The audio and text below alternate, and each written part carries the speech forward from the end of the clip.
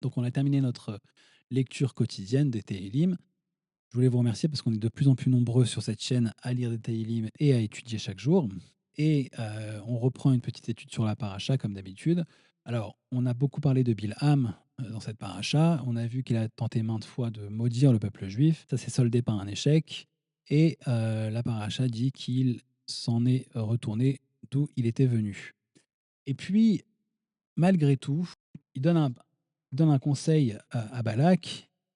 Et juste après l'épisode de Bilham, on, dans le Pérec Kafé, chapitre 25, la Torah dit Vayeshev Israël Bashitim, Vayachel Ha'am Liznot El Benot Moav.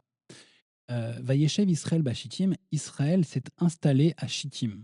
Beaucoup de commentateurs expliquent que à chaque fois que le peuple juif s'est installé quelque part et que le terme Vayeshev est écrit dans la Torah, c'est un mauvais signe. C'est signe qu'un malheur va arriver. Et effectivement, ça ne manque pas. Pourquoi? Parce que dans la suite du pasuk, Vayachel ha'am liznot el benot Moav. Le peuple est allé, liznot, se prostituer aux filles de Moav. Et c'était ça le conseil de Bilham. Avant de partir, avant de quitter Balak, Bilham lui dit il n'y a pas de possibilité de maudire le peuple juif, il est protégé par Hachem, il est kadosh. La seule solution pour le heurter, c'est de le faire fauter. Et c'est exactement ce qu'il va faire. Il va conseiller à Balak d'envoyer les filles de Moab faire fauter les hommes du peuple juif. Et c'est exactement ce qu'elles vont faire. Le Torah Temima explique le pasuk d'après Vatikrena laam les ifre Elohehen, vayochal haam vaishtachavu l'Elohehen. Elles ont appelé le peuple à faire des sacrifices pour leur Dieu. Ça veut dire quoi?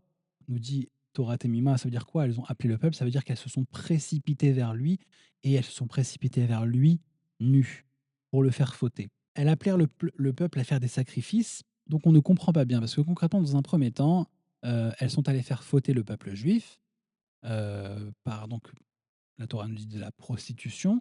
Et dans un second temps, on parle tout de suite d'idolâtrie. Elles appelèrent le peuple à faire des sacrifices à leur dieu qui s'appelle Péor. Avant toute chose, il faut expliquer, la génération qui est dans le désert, c'est une génération très sainte, très kadosh. Tu peux pas juste faire fauter les hommes et leur faire faire de l'idolâtrie. Non, c'est pas ça qui s'est passé. Ce qui s'est passé, c'est qu'effectivement, elles sont allées donner envie aux hommes, et les hommes sont des hommes, et donc ils ont fauté.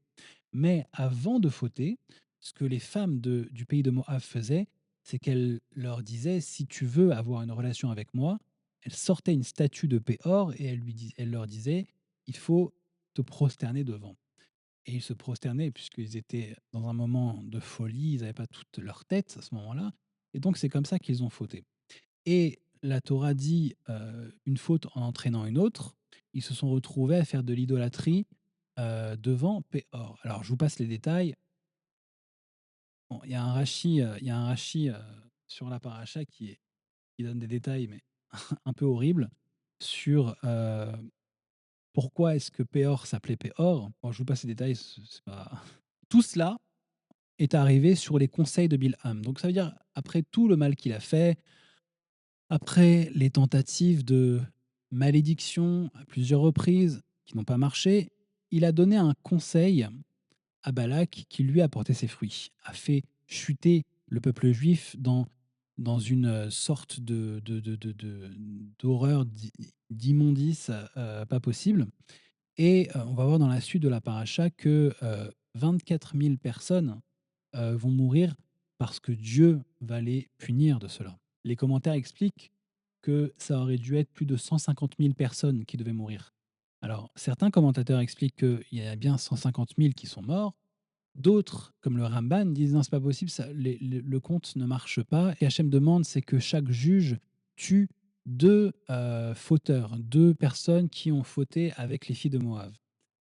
Il y avait 76 000 juges, donc ça aurait fait plus de 150 000 morts parmi le peuple juif. C'est pas possible, dit Ramban, ça ne marche pas, la proportion est trop grande. Ce qu'il se passe, c'est que, voyant qu'une partie du peuple est condamnée à mort par Dieu, la tribu de Shimon, nous dit Rashi, s'est rassemblée chez un certain Zimri, qui était le prince de la tribu. Et ce Zimri a décidé de prendre les choses en main et de ne pas se laisser faire. Ce qu'il a fait, c'est qu'il est allé chercher une Moabite et il l'a amenée aux yeux de tous dans le camp avec pour idée de faire des choses interdites avec elle en public. Heu, il est écrit dans le passouk que tout le monde pleura. Tout le monde pleura, ça s'est passé au pied de la tente d'assignation dans le camp du peuple juif et tout le monde pleura. Tout le monde était choqué, tout le monde était outré, tout le monde était attristé de cette situation, sauf Pinchas. Pinchas qui voit les choses comme elles sont et il prend une lance et il transperce le corps de, Zimri et de la Moabite et Hachem, à ce moment-là, pardonne aux fauteurs, en tout cas momentanément, leur faute.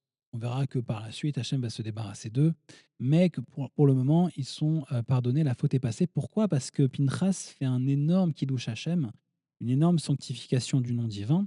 Tout ça, on sait que c'est sur les conseils de Bilham, et ça vient du traité de Sanhédrin à la page 106a, nous disent les commentaires.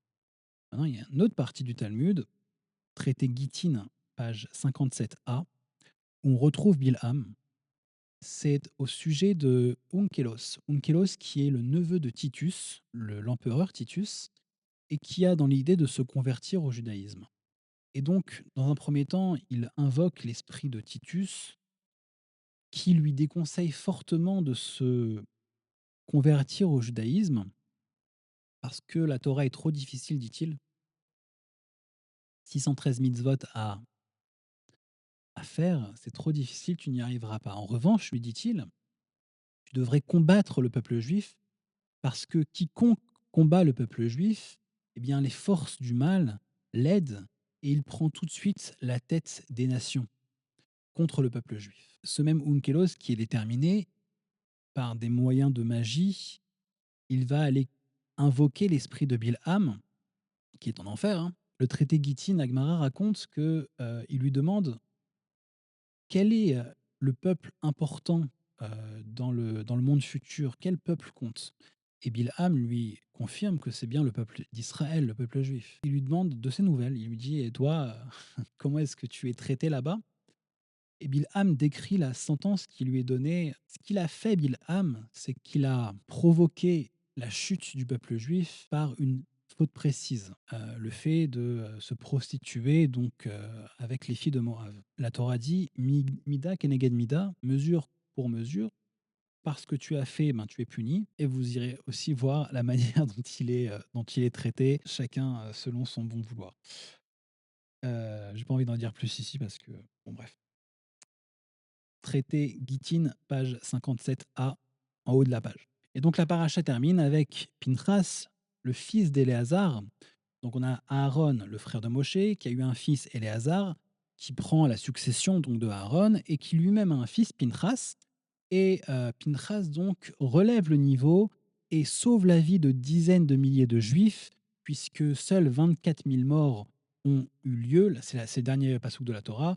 Vaïyu hametim bamagefa arba ve'esrim aleph, donc 24 000 morts à cause de cette plaie qu'Hachem a envoyée. Parce qu'il a pris la lance et qu'il a transpercé la Moabite qui venait de Midian. D'ailleurs, c'est un des reproches que euh, ils ont fait à Moshe. Ils lui ont dit: cette Midianite qui s'appelle Cosbi, Bat Tsour, cette Midianite, toi aussi, Moshe, tu es marié avec une Midianite, Tsipora.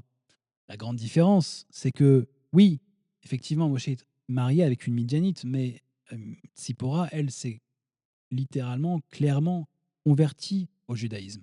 Donc, il n'y avait pas lieu de faire cette comparaison.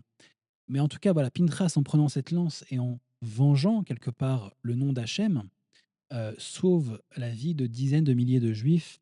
Et la paracha de la semaine prochaine, c'est Pinchas d'ailleurs. Et on voit que c'est un personnage fondamental dans la Torah, mais on verra ça plus tard. En tout cas, nous prions pour que la lecture de nos Téhilim chaque jour protège la terre d'Israël, protège les habitants de la terre d'Israël. On a tous de la famille en Eretz Israël, on prie tous pour qu'ils soient en bonne santé, qu'ils soient en sécurité. Et évidemment, on prie pour que notre étude et nos lectures de Téhilim, parce que le Mashiach arrive très très vite. Et moi, je vous dis à demain.